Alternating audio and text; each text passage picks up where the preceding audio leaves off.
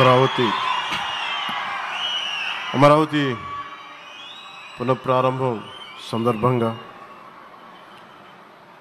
34,000 ఎకరాలు ఇచ్చి 29,000 పైచిలకు రైతులు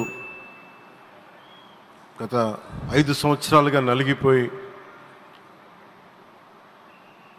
ఇక్కడికి వచ్చి రోడ్ల మీదకి వచ్చి ముళ్ళ కంచెల మధ్యలో కూర్చొని పోలీసు లాఠీ దెబ్బలు తిని కేసులు పెట్టించుకొని ఇంట్లో పెద్దవాళ్ళని కానీ చాలామందిని 2,000 పైచిలకు రైతులు ప్రాణాలు కోల్పోయి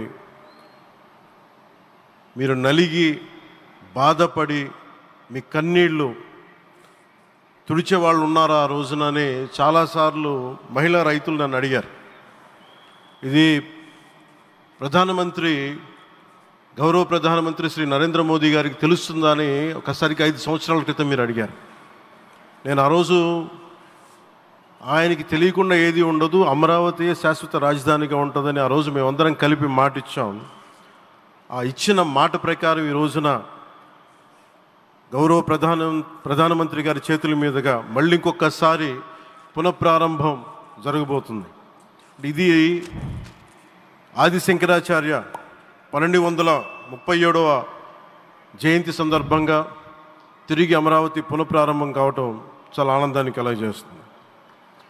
మనందరం 5 కోట్ల మంది ప్రజలకి సంబంధించి ఇది ఒక హబ్, ఇది సెంటర్, నర్వ్ సెంటర్. ఇది అంటే మనందరికీ సంబంధించిన ఇల్లు. ఇది మనందరం ఎవరిని అడుగుతున్నామంటే, ఒక ప్రధానమంత్రి గారు పూర్వం సన్యాసాశ్రమంలో ఉన్నప్పుడు ఆయనకి అనికేత్ అనే పేరు పెట్టారు. అనికేత్ అంటే అర్థం పరమశివుడు, ఇల్లు లేనివాడని.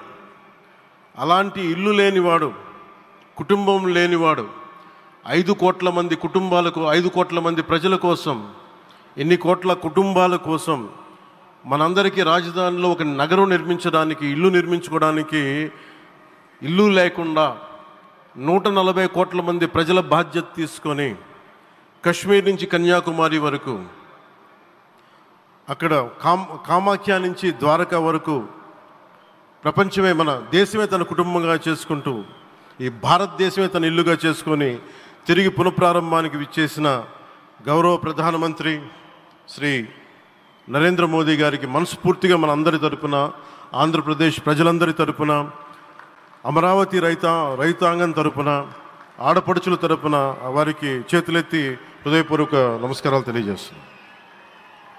దివిసీమ తుఫాన్ వచ్చి అందరి ఆశలను తుడిచిపెట్టేసినట్టు గత ప్రభుత్వం రాష్ట్రం మరియు అమరావతి భవిష్యత్తుని తుడిచిపెట్టేసింది. అమరావతి అంటే పరదాలు, సెక్షన్ 30, సెక్షన్ 144 మాత్రమే గుర్తుకొచ్చేలా పనిచేశారు.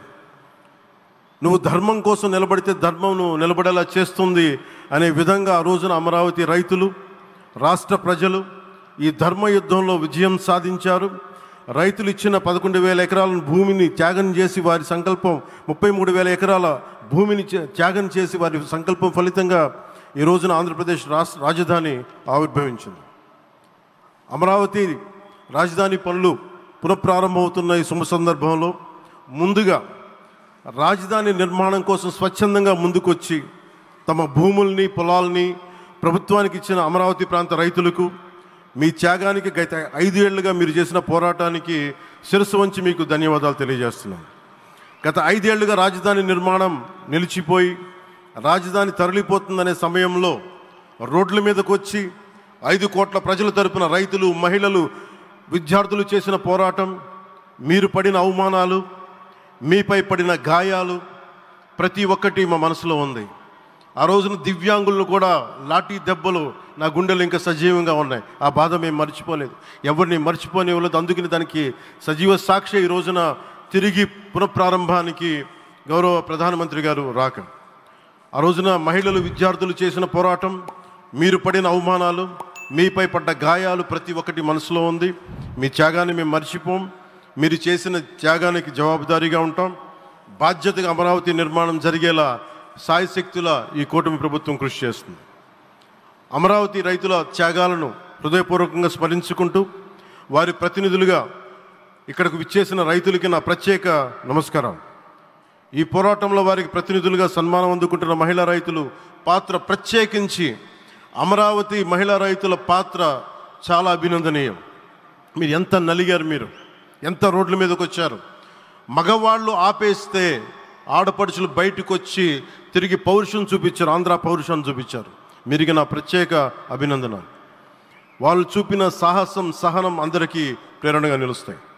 వేదిక మీద ఉన్న నా మంత్రివర్గ సహచరులకి, గౌరవ ప్రధానమంత్రి శ్రీ నరేంద్ర మోదీ గారికి, విజనరీ అయిన గౌరవ ముఖ్యమంత్రి శ్రీ నారా చంద్రబాబు నాయుడు గారికి, సోదరులు లోకేష్ గారికి, గవర్నర్ గారికి ప్రత్యేకించి నా హృదయపూర్వక నమస్కారాలు, ధన్యవాదాలు తెలియజేస్తున్నాను.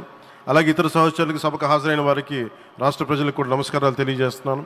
ఇక్కడ రైతులు భూమిని మాత్రమే ఇవ్వలేదు, రాష్ట్ర భవిష్యత్తును నిర్మించే ఆశలను, విశ్వాసాన్ని ఇచ్చారు. కానీ 5 సంవత్సరాల్లో గత ప్రభుత్వం ఆ త్యాగాన్ని అవమానించింది. 3 రాజధానులు, అస్తవ్యస్త విధానంతో ప్రజల విఘ్నతని, అమరావతిని అగౌరవపరిచింది. ఈరోజు ఈ వేదిక నుండి మేమందరం మీకు హామీ ఇస్తున్నాం, అమరావతి మళ్ళీ ఒక ప్రపంచ స్థాయి సర్వశ్రేష్ఠ రాజధానిగా ఆవిర్భవిస్తుంది. అమరావతి ఒక ఆర్కిటెక్చరల్ జోన్, ఒక కాంక్రీట్ జంగిల్గా మిగిలిపోకుండా జవాబుదారీతనం, న్యాయం, ప్రజాస్వామ్యానికి ప్రతీకగా నిలవాలని ఆకాంక్షిస్తున్నాను.